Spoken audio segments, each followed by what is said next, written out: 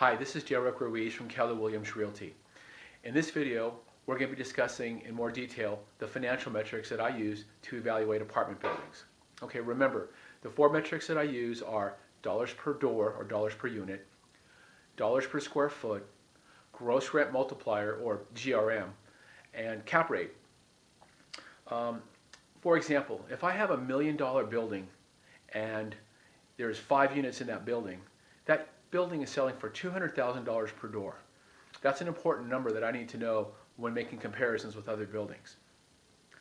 I also want to know the dollars per square foot that those buildings are selling for. For example, if I have a 4,000 square foot building that's selling for $1 million, that building is selling for $250 per square foot. I need to use that number to make comparisons with the other buildings that are on the market or that have recently sold. I also need to know the GRM or gross rent multiplier of the other properties that are selling and compare it to your building. For example, a $1 million building that has a gross scheduled income of $80,000 has a gross rent multiplier of 12.5, which is 1 million divided by 80,000 equals 12.5. Comparing GRMs is probably the quickest and easiest way for a quick financial calculation to compare to other properties on the market or that have recently sold. The last metric that I use is called a cap rate. And a cap rate is determined by taking the building's net operating income and dividing it by the sales price.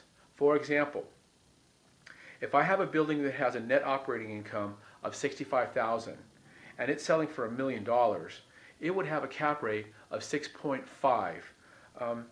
But actually, unless I'm comparing really large buildings, say 20 units and up, we don't use cap rates that much. And the reason for that is it's really hard to get accurate income and expense numbers, especially for mom and pop sellers. They may not have professional bookkeeping and accounting on their building. So if somebody's giving me a guesstimate number on an expense, that's going to skew the cap rate.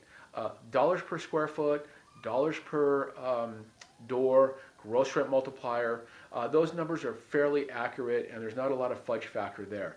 But again, with cap rates, unless it's a larger building, professionally managed, I can rely on the books and records, the income and expenses. I don't use cap rates all that much. So I hope this has been helpful. Thank you very much. My name is Derrick Ruiz. I'm with Keller Williams Realty. Feel free to contact me if you have any questions. I'm here to help. Thank you very much.